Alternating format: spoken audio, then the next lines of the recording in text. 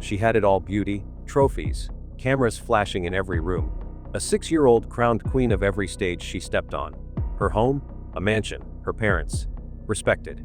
Her life, perfect, at least on the outside. But perfection breeds envy. Not just from strangers watching through glass, but maybe from someone inside. Could a child so adored, so elevated, have sparked something darker? A jealousy buried in the walls of her own home. Because what killed JonBenét Ramsey might not have come from the outside. It might have been growing right next to her. Too bright to love. When admiration turns to envy. From the outside, the Ramseys had everything: wealth, status, charm.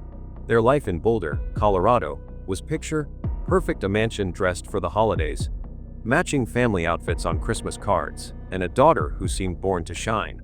JonBenét wasn't just beautiful, she was radiant. A child who carried grace without trying, confidence without arrogance. She was adored, celebrated, and carefully crafted by a mother who once wore a crown of her own.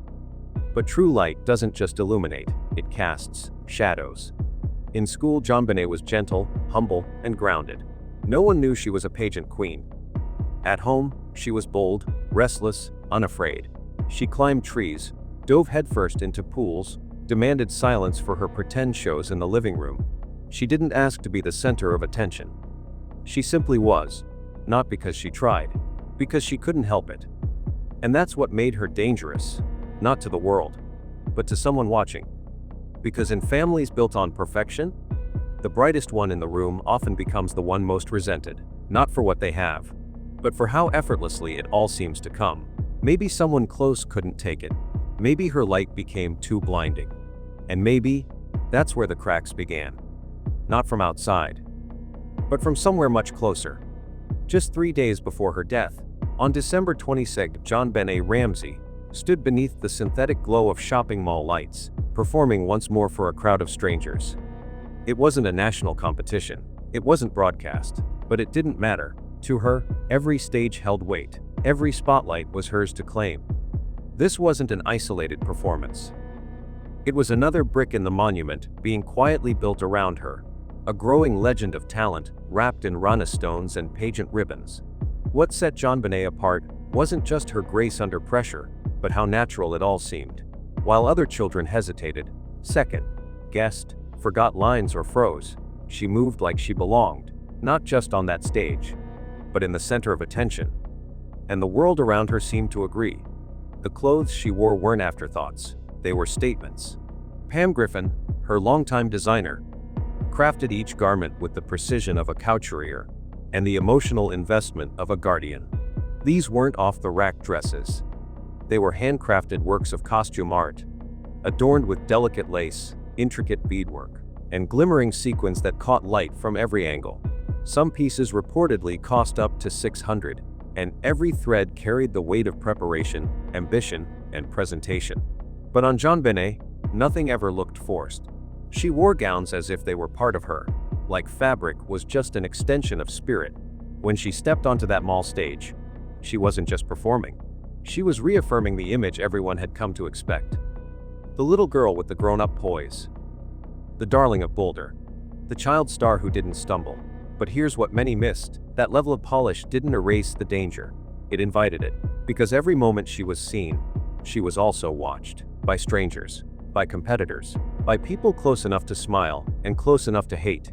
Her final performance wasn't meant to be a goodbye. But in retrospect, it was a last glimpse of that impossible sparkle. And for someone, maybe that sparkle was too much. Not because she failed, but because she never did. In the fiercely competitive world of children's pageants, JonBenét didn't just participate, she dominated. And that kind of dominance doesn't go unnoticed. It breeds resentment, especially among those who believe the crown belongs to their child.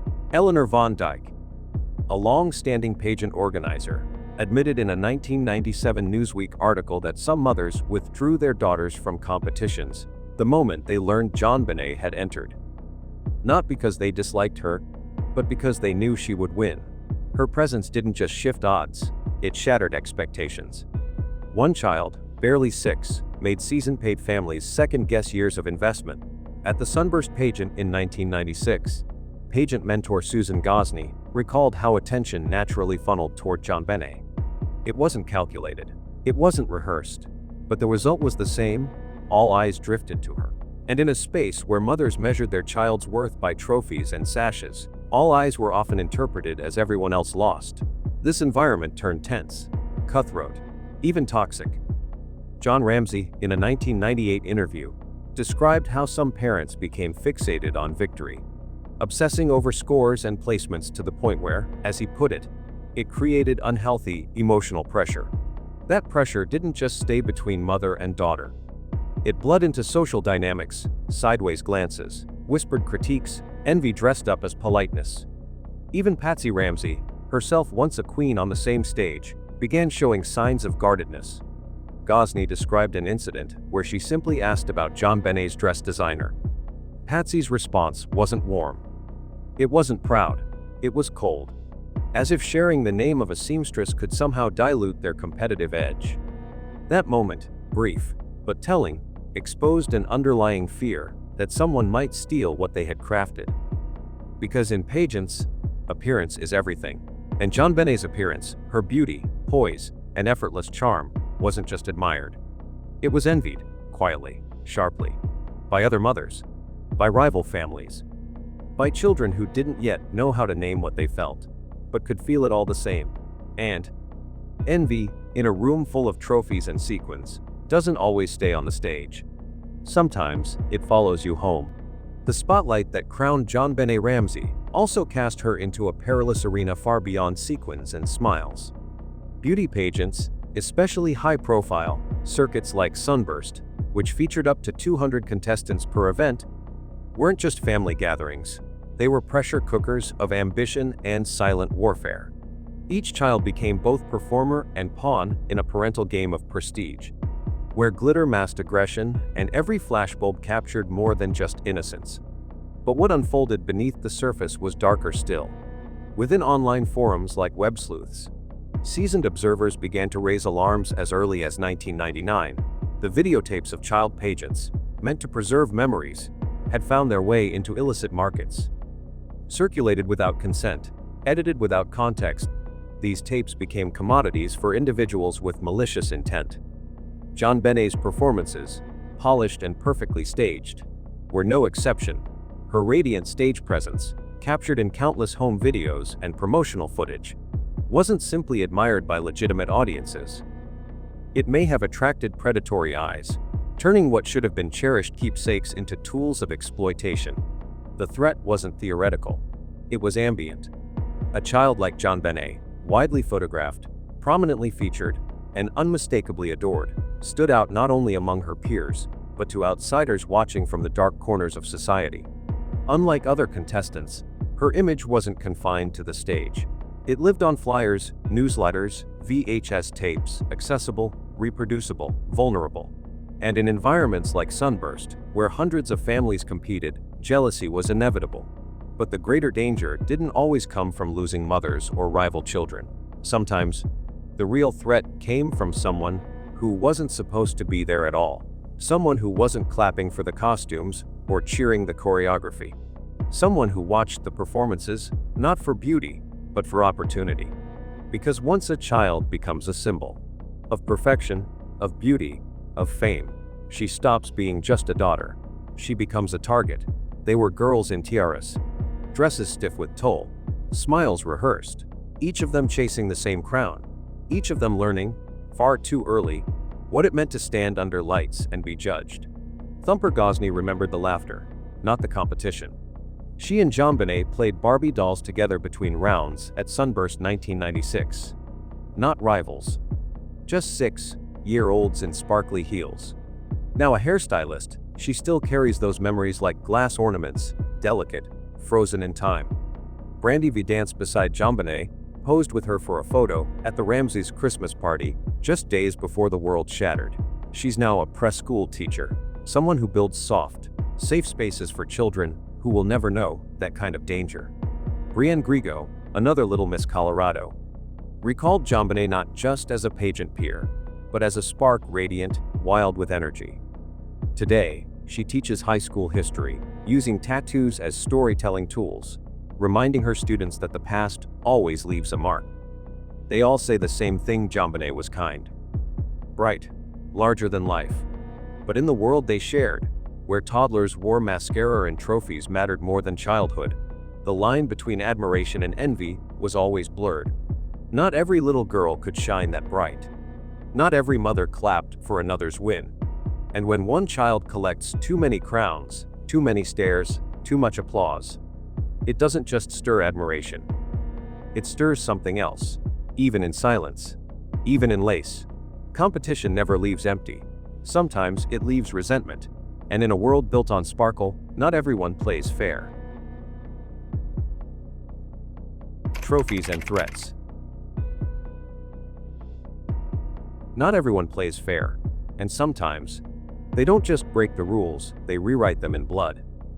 Because when a child becomes more than a child, when she becomes a trophy, a headline, a symbol of something other parents can't replicate, somewhere, someone will start thinking, what if she were out of the way? It sounds unthinkable. Until it isn't. In 1991, 5 years before JonBenét Ramsey's name would become synonymous with tragedy, another little girl stood at the center of a very different storm. One not born from beauty pageants, but from cheerleading tryouts in a quiet Texas suburb. Her name was Shanna Holloway. She never hurt anyone, never stole the spotlight. She was just a teenager who wanted a spot on the school squad. But her mother, Wanda, wanted that spot more. Channelview, Texas, was no stage for crowns or cameras. But to Wanda, the stakes felt just as high. When Shanna didn't make the cheer team, and another girl, Amber Heath, did, Wanda didn't blame the judges. She didn't tell her daughter to try harder next year. She didn't even confront Amber. Instead, she tried to eliminate the competition altogether. Not Amber, her mother, because if Verna Heath died, Amber would be too devastated to cheer. She'd quit. Shanna would take her place. And in Wanda's mind, that was justice. But justice, in Wanda's eyes, meant control. And her method was execution. Then she didn't scream. She didn't beg. She handed over a pair of earrings, payment for murder. That was her currency of desperation. But the man she hired wasn't a killer. He was family. And he had a conscience. He went to the police. The plan unraveled. The mask slipped. And suddenly, Wanda wasn't a mother. She was a felon. She was arrested before a shot was ever fired. Charged with solicitation of capital murder. Sentenced to 15 years in prison. A term later reduced to 10. She walked free after serving just 6 months. The story dominated headlines, not because it happened, but because it almost worked. Because it was real. And because it was proof that parental ambition can metastasize into something else. Something monstrous. In a 1998 interview, Jon Ramsey himself referenced this case. Not as gossip, not as coincidence, but as warning.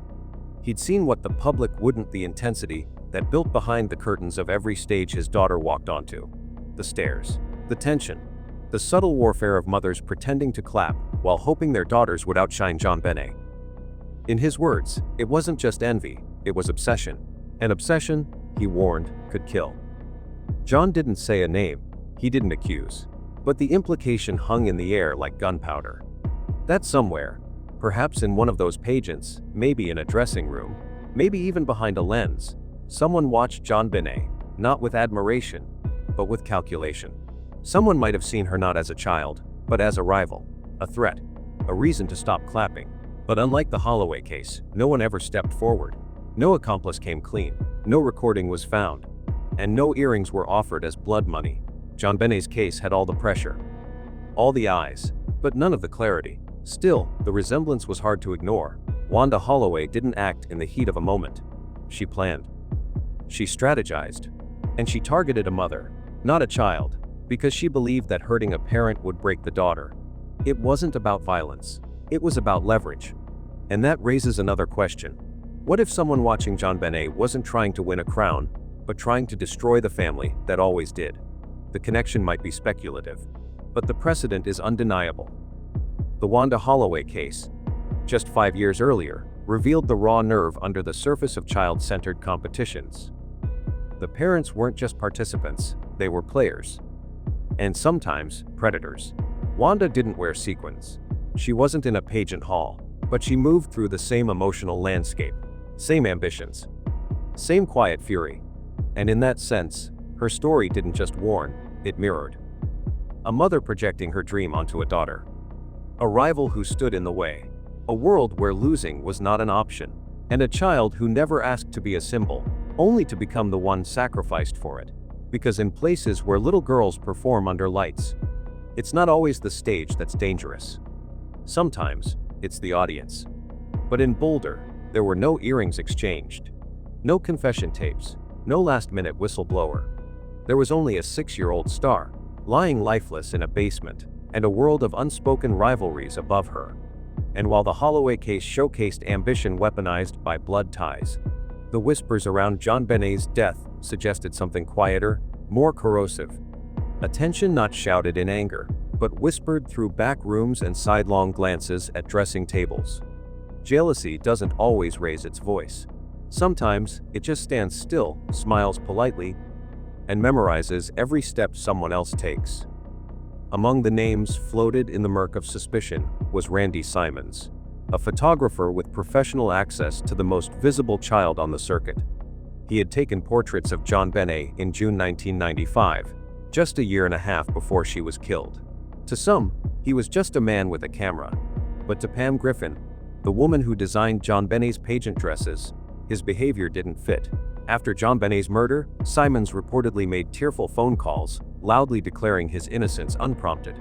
No one had asked, yet he offered. Why? Even more unsettling was a photograph Simons had taken of Christine Griffin, Pam's daughter. In it, a piece of nylon appears knotted around her neck, in a manner disturbingly reminiscent of the garrote used in JonBenét's murder. At the time, it might have been dismissed as pageant theatrics. But after 1996, the image felt like an echo. A warning, unnoticed until it was too late. Years later, in 2019, Simons was arrested on charges related to child pornography. It didn't solve anything, but it reignited the unease. It suggested that the stage JonBenet walked on may not have been built just for applause, but for access. That behind the sequins and smiles stood people not looking to crown a child, but to consume one. Stephen Singular, in his 1999 book Presumed Guilty, theorized that beauty pageants often drew predators masked as mentors, people with cameras, credentials, and an agenda. According to him, the industry's glamour concealed its gateway, an open door to those seeking more than just talent. But danger didn't always come from the shadows. Sometimes, it wore pearls and clapped the loudest. A 1997 Newsweek report detailed how some mothers withdrew their daughters from competitions the moment they learned JonBenet was enrolled. The reasoning wasn't about values or schedules. It was about certainty. They knew their daughters couldn't win. JonBenet wasn't just good, she was unbeatable. And in a world where crowns were currency, her presence bankrupted everyone else. Susan Gosney remembered one such moment. She had casually asked Patsy Ramsey, who designed JonBenet's dresses. Patsy's answer wasn't friendly. It wasn't even civil. It was cold, clipped, evasive. As if the name of a seamstress was classified information. That moment told Susan everything. This wasn't just dress up. It was war. On forums like Web Sleuths, theories continued to multiply. Some users proposed that JonBenet may have been targeted not by strangers, but by someone close to the pageant circuit. A fellow contestant's parent. A rival turned resentful. Someone who watched her sweep trophies and imagined what the world might look like without her in it. But no one was ever charged. No names emerged with enough weight to stick.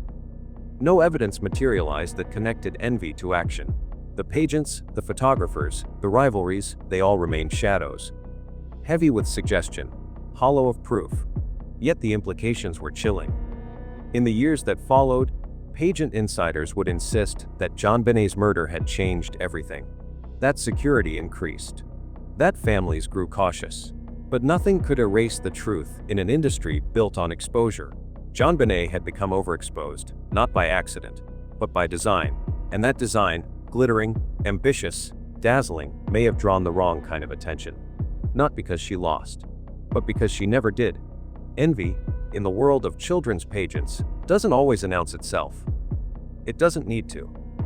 Sometimes it's in the silence when a name is called, in the tension behind a mother's smile, and when a child like JonBenét Ramsey walks into a room.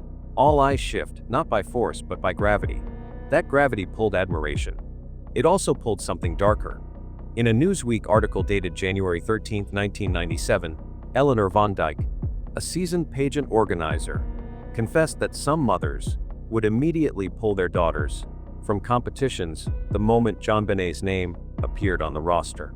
Not because they questioned the fairness of the judging, but because they had already calculated the outcome. Her natural beauty, magnetic stage presence, and preternatural poise rendered the rest of the field irrelevant. To them, the contest ended before it began. At the 1996 Sunburst pageant, Susan Gosney, a pageant mother whose daughter Thumper competed alongside JonBenét, noticed something similar. Her daughter didn't feel threatened. They were just two little girls playing Barbie dolls backstage. But Susan saw the room tilt.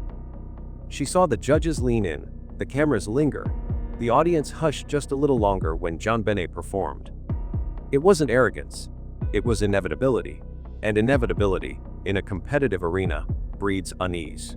By 1998, even John Ramsey himself would acknowledge the pressure JonBenét's presence created. In a recorded interview dated June 23 of that year, he referenced the infamous Wanda Holloway cheerleading case to illustrate how parental obsession can morph into danger. In his view, it wasn't impossible that someone in the pageant circuit, another parent, a backstage assistant, even someone on the periphery, might have watched JonBenét ascend and felt something snap. The elaborate gowns, many custom, built by designer Pam Griffin, added another layer of separation. Each dress wasn't just fabric. It was a statement of investment, a badge of ambition. From satin bows to rhinestone embroidery, they announced to every other competitor, "This child is playing a different game." Combine that with coaching from Christine Griffin and a lineup of first-place finishes, and JonBenét wasn't merely winning, she was redefining the standard.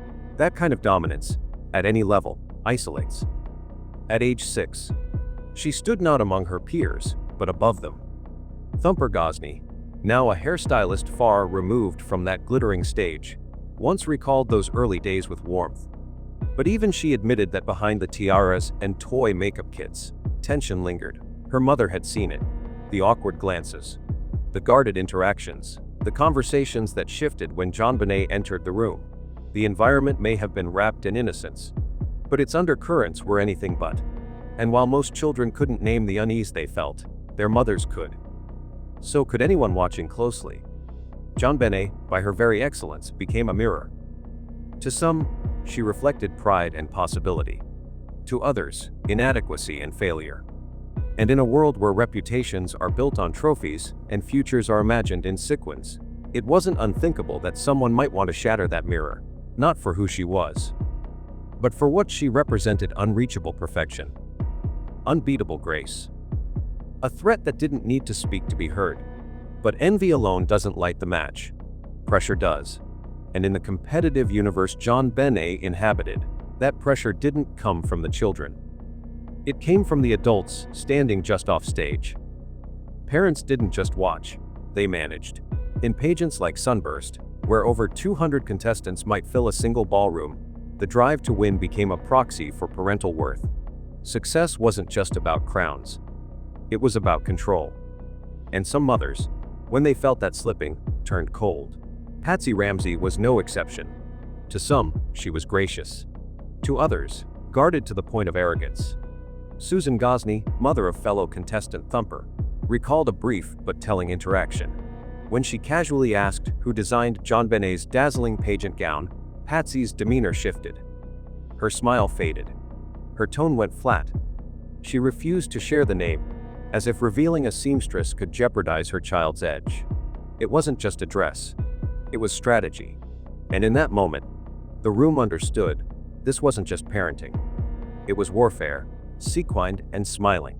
Behind those gowns stood Pam Griffin, the designer who, thread by thread, helped craft JonBenét's stage identity. Her work, elaborate, expensive, unmistakable, set JonBenét apart from the field. But it also made her a lightning rod. In a scene where many relied on off-the-rack costumes or local tailors, Pam's couture pieces elevated JonBenét into another category entirely. And not everyone welcomed that. Some saw it as an unfair advantage. Others saw it as flaunting. Griffin herself later admitted to sensing tension, describing how her relationship with the Ramseys shifted from collaboration to caution. As whispers from other pageant insiders grew louder, the pressure didn't end with dresses. Christine Griffin, Pam's daughter and JonBenét's personal pageant coach, witnessed firsthand the toll such a spotlight exacted. JonBenét was a natural, yes. But even naturals are trained. Coached to smile a second longer, turn a little faster, speak with a tone that sounded effortless, even if it wasn't. Christine noted that JonBenét handled it better than most. But she also noted something else behind every perfect performance. There was expectation. From judges, from audiences, from Patsy. And as that expectation rose, so did the strain. Not on JonBenét. On everyone else watching her rise. Online forums like web sleuths began to unearth a darker, the late 1990s. As early as July 1999, users warned that videotapes of child pageant performances, including JonBenét's, had been leaked into unsavory corners of the internet. Edited clips, stolen from family archives, or promotional footage, were being circulated without consent. What had once been symbols of pride became bait. And while JonBenét's rise invited envy, her widespread familiarity invited something far worse: access. This convergence of obsession, resentment, and exploitation created a volatile brew. You had parents competing through their children, designers competing for prestige, and predators competing for opportunity, all within a single ecosystem dressed in tulle and glitter. Some resented the spotlight, JonBenét claimed. Others feared it. And a few hated it enough to try and take it away. In that world, behind every camera flash, there wasn't just applause. There was motive. But competition doesn't always stay on stage. Sometimes, it leaks behind the curtains, into dressing rooms, whispered phone calls, late-night fears. And within JonBenét's world, that spotlight was crafted, not stumbled upon. Two names stood at the heart of her public image: Pam Griffin, the seamstress behind her iconic gowns, and Christine Griffin, her performance coach and close confidante.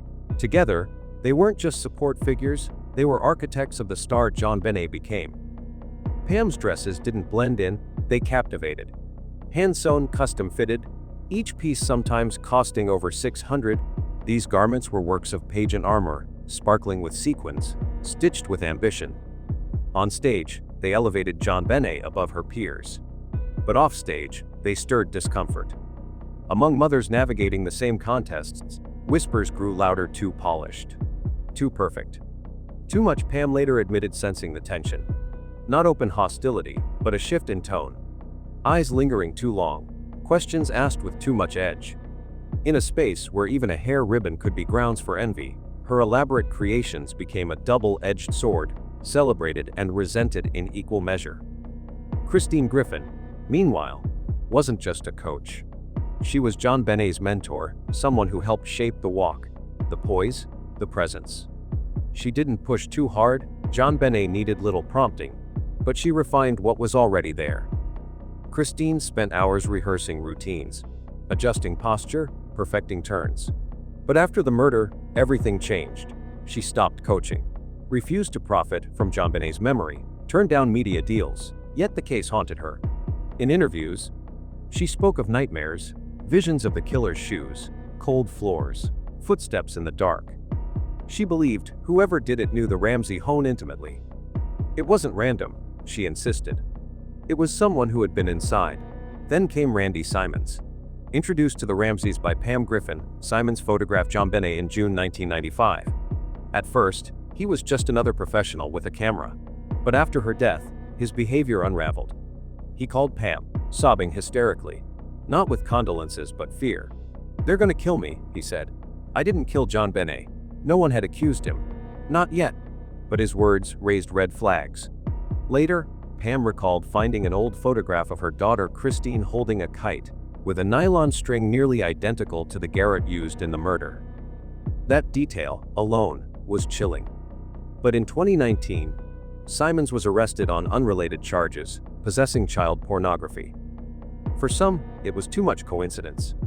For others, too little evidence. And while no proof ever tied Simons directly to JonBenét's death, the suspicion lingered. Not just around him, but around the world he and others inhabited. Online forums like web sleuths kept the theory alive. What if it wasn't just jealousy from a rival child, but obsession from someone hiding in plain sight? What if someone close, an industry insider, a photographer, a coach, a parent, had crossed a line no one saw coming? It wasn't just Simons. Some pageant mothers, upon learning JonBenét had entered a contest, pulled their daughters out. They didn't want the competition. They didn't want the comparison. JonBenét didn't just raise the bar. She obliterated it. For some, that inspired admiration. For others, it bred something darker. The world that surrounded JonBenét, glittering, polished, choreographed, wasn't free of danger. It was steeped in it. Built on performance, yes, but also on pressure, envy, silence. And in the shadows of that world, someone may have decided that if they couldn't beat her, they would erase her. The kin violence inside the house.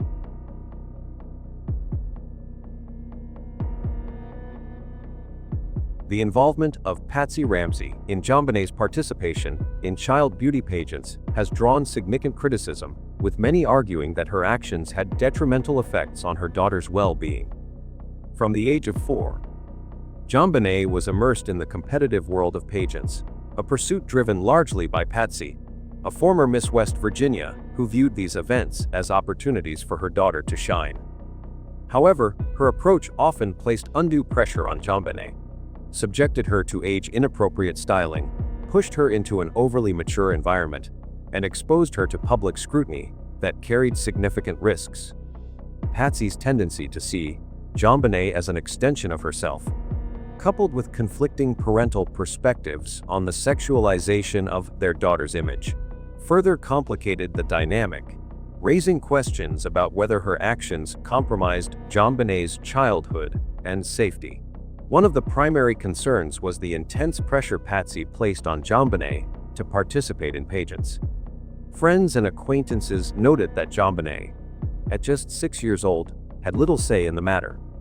In one revealing anecdote, a family friend asked Patsy's mother, Nadra, what would happen if JonBenét refused to compete.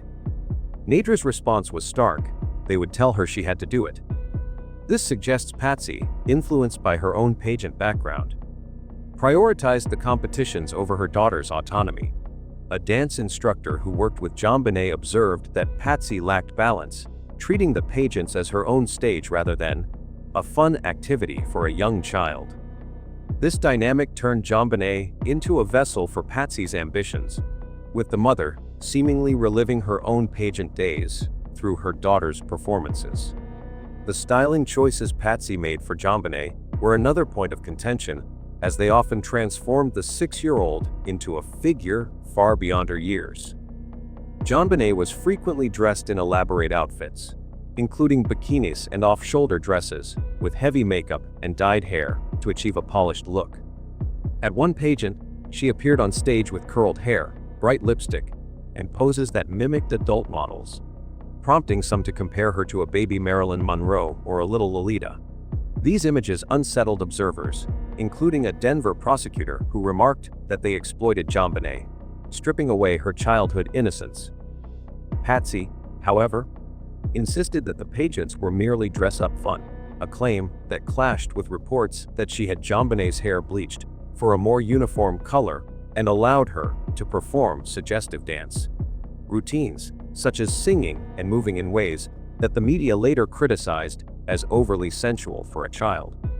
This disconnect between Patsy's perception and the public's reaction highlighted a troubling oversight in her approach. Conflicting parental perspectives on the sexualization of JonBenét's image further underscored the problematic nature of Patsy's decisions. John Ramsey, JonBenét's father, dismissed accusations of inappropriate presentation, stating, "If you see something sexual in a little girl in a dress, the problem is in you." He argued that the pageants were innocent and that any suggestive interpretation lay with the viewer. Yet, The reality of JonBenét's appearances, bikini-clad, heavily made up, and posing provocatively, contradicted his stance, as legal investigators others noted the exploitative nature of these images. Patsy, meanwhile, maintained that the pageants were playful and harmless.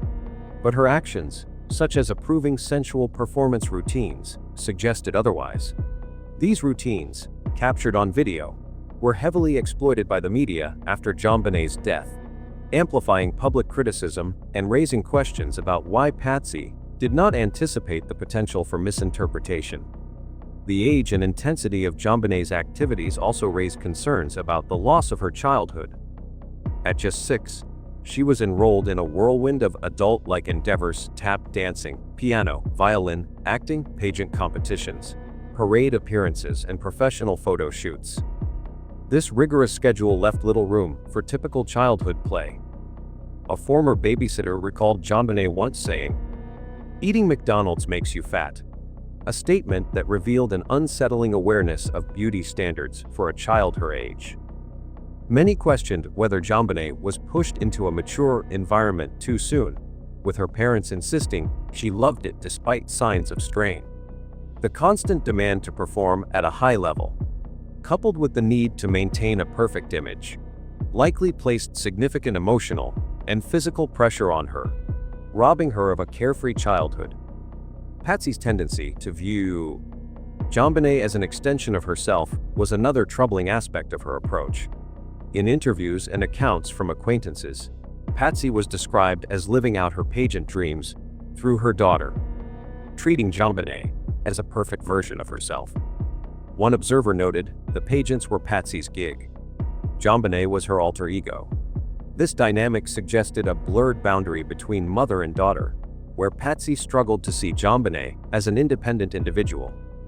By projecting her own aspirations onto her daughter, Patsy may have placed unfair expectations on JonBenét, prioritizing her own desires over her daughter's needs. The public exposure of JonBenét's image, orchestrated by Patsy, carried significant risks. Patsy allowed videographers to record JonBenét's performances, which were later broadcast widely by the media, portraying her in glamorous and sometimes suggestive poses. John later admitted this was a big mistake, as the videos drew unwanted attention. Reports even suggested that pageant footage could end up in dangerous hands, potentially attracting predators. Patsy's decision to send JonBenét's photos to a pageant magazine for a cover feature, even after her daughter's death, further fueled criticism. She also appeared on television programs calling JonBenét America's princess while defending her image, yet continued to leverage that image for media attention.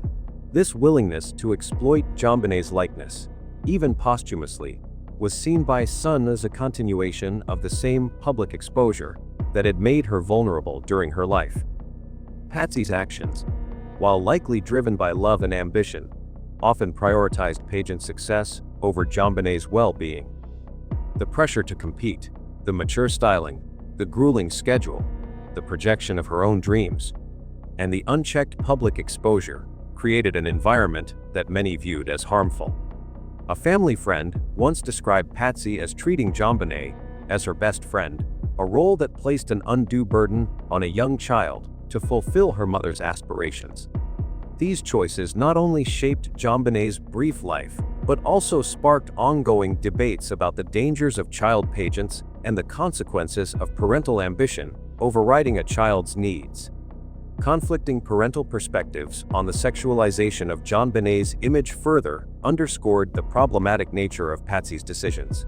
John Ramsey, JonBenét's father, dismissed accusations of inappropriate presentation, stating, "If you see something sexual in a little girl in a dress, the problem is in you."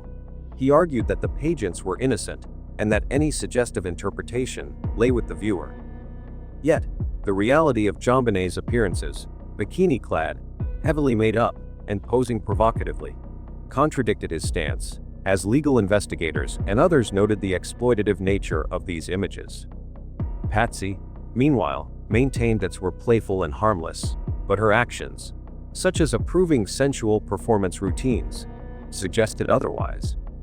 These routines, captured on video, were heavily exploited by the media after JonBenét's death, amplifying public criticism and raising questions about why Patsy did not anticipate the potential for misinterpretation. The age and intensity of JonBenét's activities also raised concerns about the loss of her childhood. At just 6, she was enrolled in a whirl-adult-like endeavors, tap dancing, piano violin, acting, pageant competitions, parade appearances, and professional photo shoots. This rigorous schedule left little room for typical childhood play. A former babysitter recalled JonBenét once saying, "Eating McDonald's makes you fat," a statement that revealed an unsettling awareness of beauty standards for a child her age. Many questioned whether JonBenét was pushed into a mature environment too soon, with her parents insisting she loved it despite signs of strain. The constant demand to perform at a high level, coupled with the need to maintain a perfect image, likely placed significant emotional and physical pressure on her, robbing her of a carefree childhood. Patsy's tendency to view JonBenét as an extension of herself was another troubling aspect of her approach. In interviews and accounts from acquaintances, Patsy was described as living out her pageant dreams through her daughter, treating JonBenét as a perfect version of herself. One observer noted, the pageants were Patsy's gig. JonBenét was her alter ego. This dynamic suggested a blurred boundary between mother and daughter, where Patsy struggled to see JonBenét as an independent individual. By projecting her own aspirations onto her daughter, Patsy may have placed unfair expectations on JonBenét, prioritizing her own desires over her daughter's needs. Patsy's actions, while likely driven by love and ambition, often prioritized pageant success over JonBenét's well-being. The pressure to compete, the mature styling, the grueling schedule, the projection of her own dreams, and the unchecked public exposure created an environment that many viewed as harmful. A family friend once described Patsy as treating JonBenét as her best friend, a role that placed an undue burden on a young child to fulfill her mother's aspirations. These choices not only shaped JonBenét's brief life, but also sparked ongoing debates about the dangers of child pageants and the consequences of parental ambition overriding a child's needs. Beyond public exposure, the emotional and psychological toll of Patsy's expectations likely affected JonBenét's well-being. The 6-year-old was subjected of pageant rehearsals, photo shoots, and performances, leaving little time for a typical childhood. Patsy's failure to address the risks within the pageant environment further compounded the potential dangers. Pageant audiences often included strangers, and Patsy did not appear to recognize or mitigate the possibility that some attendees might have harmful intentions. She described the pageant crowds as primarily family and friends, but her lack of vigilance about who interacted with JonBenét left her daughter exposed. The absence of strict oversight at these events, combined with the public nature of JonBenét's performances, created opportunities for potential threats to go unnoticed. While there is no direct evidence linking Patsy's actions to JonBenét's tragic death, her choices, publicizing her daughter's image, imposing intense pressure, and failing to protect her in a high-exposure setting, undoubtedly placed JonBenét in a precarious position, both physically and emotionally. Whether Patsy's actions stemmed from jealousy of JonBenét's fame or not remains a matter of personal interpretation. But her clear favoritism toward JonBenét's pageant career undeniably sparked tensions and potential resentments among her children. Focus on the relationship between Burke Ramsey and his younger sister JonBenét. It obviously revealed subtle but telling signs of jealousy that may have stemmed from the stark contrast in how they were treated by their parents and perceived by others. One striking incident occurred during an Easter service when JonBenét, dressed in a one-of-a-kind dress costing around $90, became the center of attention. As family and friends showered her with praise for her beauty and charm, Burke, then around 8 or 9 years old, stood quietly on the sidelines. In a moment that laid bare his feelings of inadequacy, he turned to his mother, Patsy, and asked, "Mom, am I fat?" When Patsy reassured him that he wasn't, Burke pressed further, saying, well, what's wrong with me? Everybody's oohing and ahing over her. These questions were more than childish curiosity. They revealed a deep sense of being overshadowed by his sister, who seemed to effortlessly command admiration. Burke's words carried a tone of resentment, suggesting that he felt diminished in comparison to JonBenét's radiant presence, a dynamic that likely festered within the family's unequal attention structure. Patsy's intense focus on JonBenét's pageant career only deepened this disparity, leaving Burke to grapple with feelings of neglect. The family's former housekeeper, Linda Wilcox, observed that JonBenét was the primary recipient of praise and attention within the household, with Patsy pouring her energy into perfecting her daughter's performances, outfits, and public image. JonBenét's pageant schedule, filled with rehearsals, photo shoots, and competitions, consumed much of Patsy's time and affection, often at the expense of her older child. Burke, by contrast, received far less of this spotlight, his activities and achievements rarely celebrated with the same fervor. This imbalance created an environment where Burke may have felt like an afterthought, his worth measured against his sister's dazzling persona. The constant elevation of JonBenét as the family's star likely intensified Burke's sense of being overlooked, fostering a quiet resentment toward the sister, who seemed to embody everything their mother valued. Burke's social habits further highlighted his emotional distance from the family, suggesting a retreat into a separate world that may have been tinged with envy. Linda Wilcox noted that Burke was deeply attached to his group of friends, frequently hosting or attending sleepovers that formed the core of his social life. This stood in stark contrast to JonBenét, who, despite having friends like Daphne White, never had sleepovers at the Ramsey home, a detail Linda found unusual for a young girl.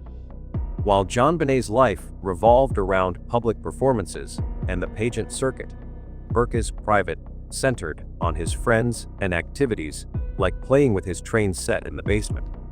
This separation suggests a lack of familial bonding, with Burke carving out his own space away from the sister, whose public persona dominated the household. His preference for external connections over family interactions may have reflected a desire to escape the shadow cast by JonBenét's prominence, potentially fueling feelings of resentment toward her inescapable presence.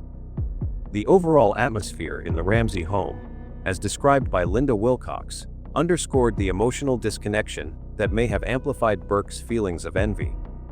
Linda remarked that JonBenét was the only family member who seemed to exude joy, her vibrant energy standing out in a household otherwise marked by subdued or detached interactions. Burke, in contrast, was described as living in his own world, absorbed in his friendships and solitary activities. This lack of shared warmth within the family likely exacerbated Burke's sense of isolation, particularly as JonBenét's lively demeanor and pageant success drew constant attention. The contrast between JonBenét's joyful presence and Burke's withdrawn nature suggests that he may have envied not just the attention she received, but also the ease with which she seemed to navigate her role as the family's star. This emotional divide, coupled with the clear favoritism shown toward JonBenét, created a fertile ground for jealousy, as Burke grappled with his place in a household where his sister's light shone brightest. There were certain incidents suggesting that Burke may have harbored feelings of jealousy or resentment that manifested in troubling behaviors. One notable event occurred about a year and a half before JonBenét's death, when Burke struck her in the face with a golf club, leaving a scar on her cheek.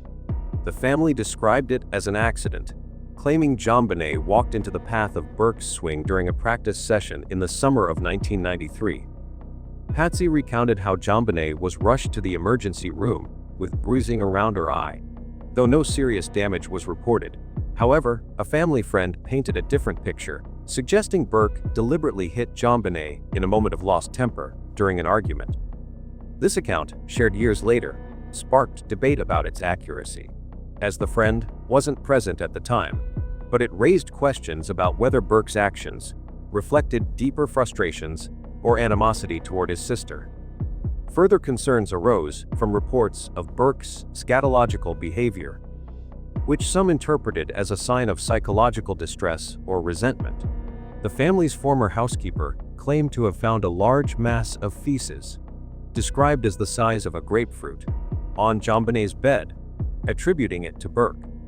After JonBenét's room was sealed following her death, crime scene technicians reportedly discovered feces smeared on a box of Christmas candy belonging to her, and Burke was also accused of smearing feces on a bathroom wall in the home.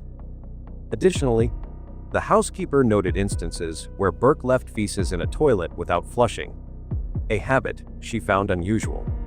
Some experts suggested behaviors could indicate underlying psychological issues or jealousy toward JonBenét, who received significant attention for her pageant success.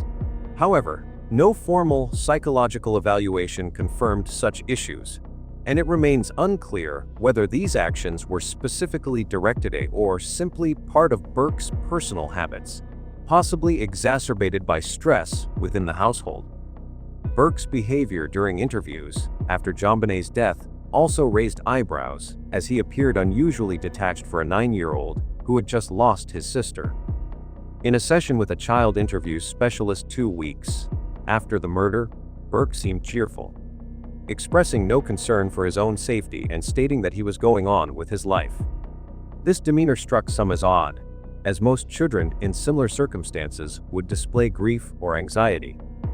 During the interview, Burke mimicked emotion, as if striking JonBenét with a hammer, an action experts found unsettling, as children typically avoid reenacting violent acts related to a loved one's death. This behavior fueled speculation about his emotional state and possible involvement, though no concrete evidence tied him directly to the crime.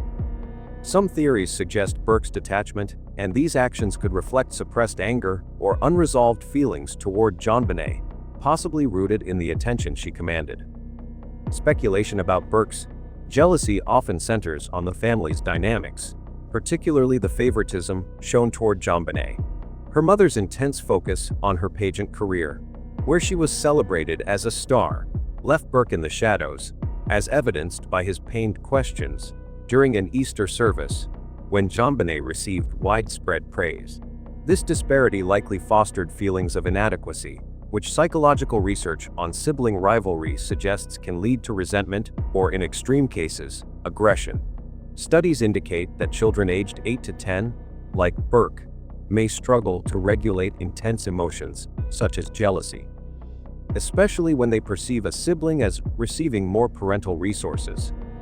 The Ramsey household's lack of cohesion, with its cold and disconnected atmosphere, may have amplified these feelings, creating a stressful environment where Burke's sense of being overlooked could have festered.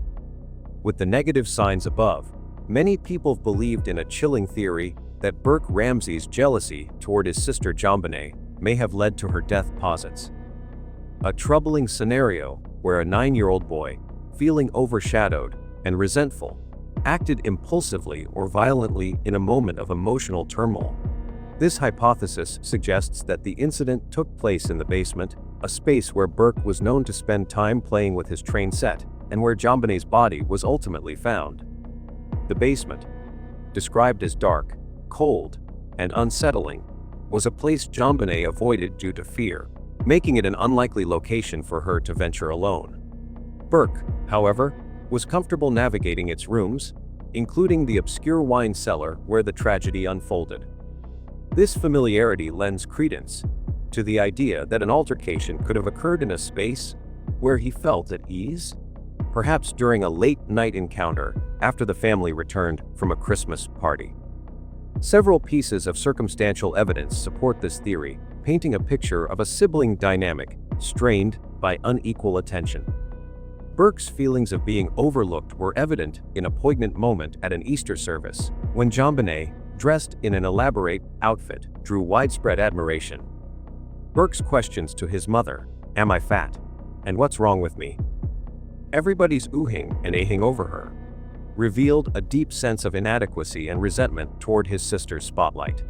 This emotional detachment, coupled with his tendency to retreat into his own world of friends and solitary activities, suggests a motive rooted in jealousy.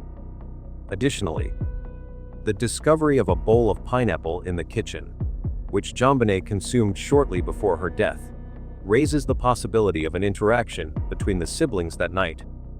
Burke's familiarity with the kitchen and basement areas could place him in proximity to JonBenét at a critical moment.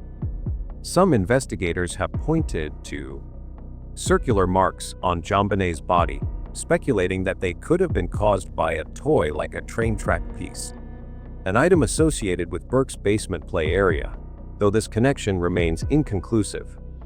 Despite these suggestive details, significant counterarguments challenge the theory that Burke was responsible. No definitive physical evidence directly links him to the crime, and DNA found at the scene pointed to an unidentified male, bolstering the possibility of an intruder.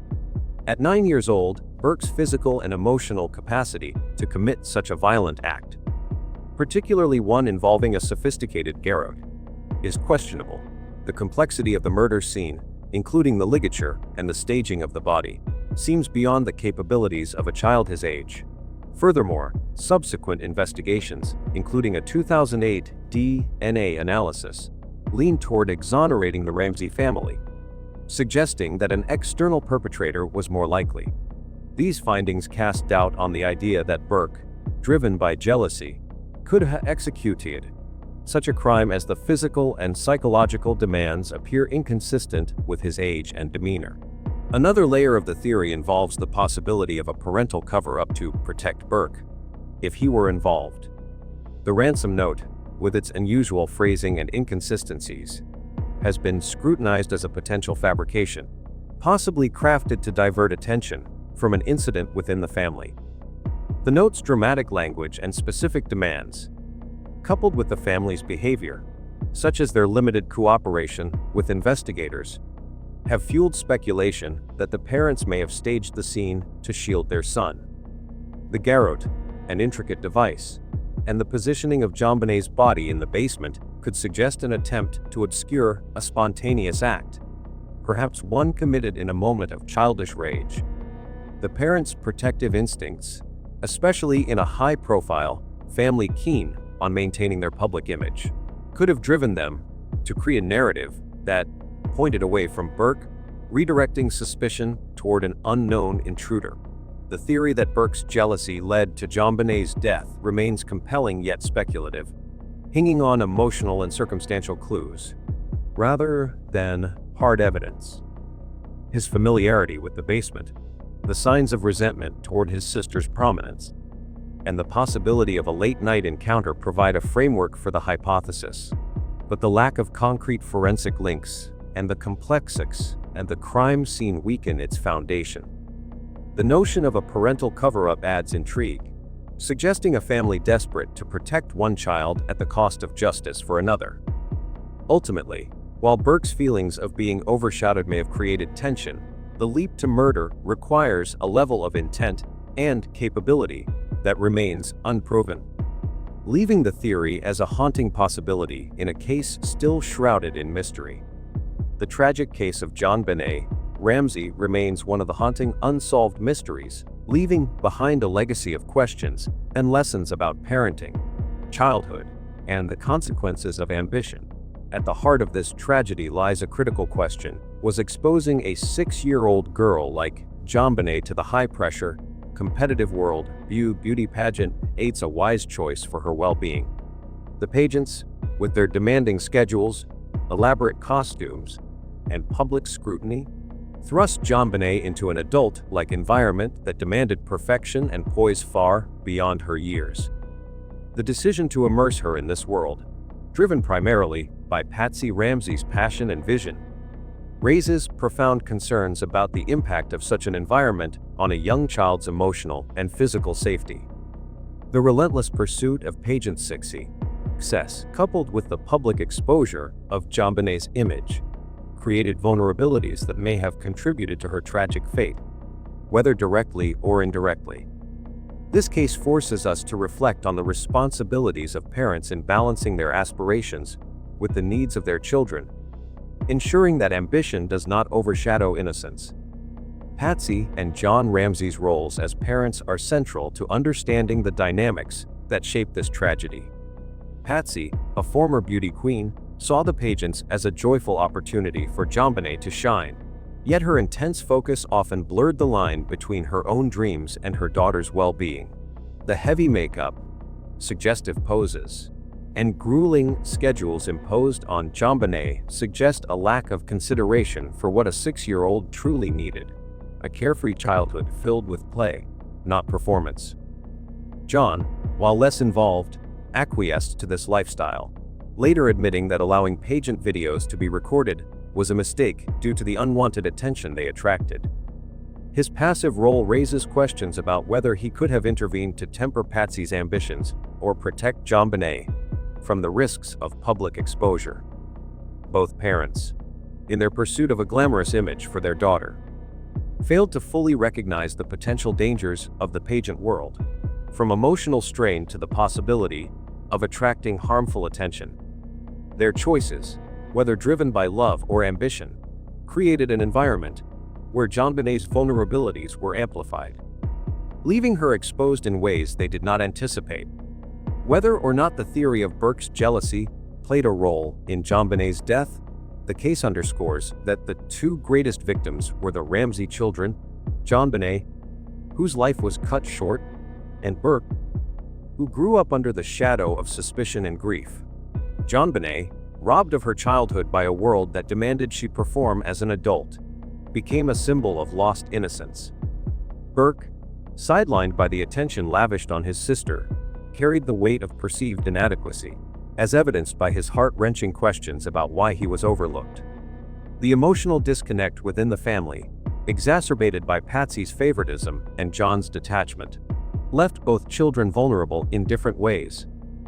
If jealousy did fuel a tragic act, it was born from a household dynamic that failed to nurture equal love and attention for both siblings. Regardless of the truth behind the murder, the real tragedy lies in the environment shaped by the parents' choices, which placed their children in positions of emotional and physical risk. The lessons from this case resonate far beyond the Ramsey family. It challenges parents to critically assess whether their ambitions for their children align with their developmental needs. Exposing a young child to intense competition and public scrutiny, as JonBenét experienced, can erode the simplicity and safety of childhood. It also highlights the importance of fostering equal attention and emotional connection among siblings to prevent feelings of resentment or isolation. Patsy and John's roles in crafting JonBenét's pageant persona, while perhaps well-intentioned, underscore the dangers of prioritizing external validation over internal well-being. The case serves as a sobering reminder that parents hold immense power in shaping their children's lives, and with that power comes the responsibility to protect their innocence and safety above all else. JonBenét and Burke, the two greatest victims, were caught in a web of adult expectations, and the true architects of this tragedy were the choices made by their mother and father, which set the stage for an unimaginable loss.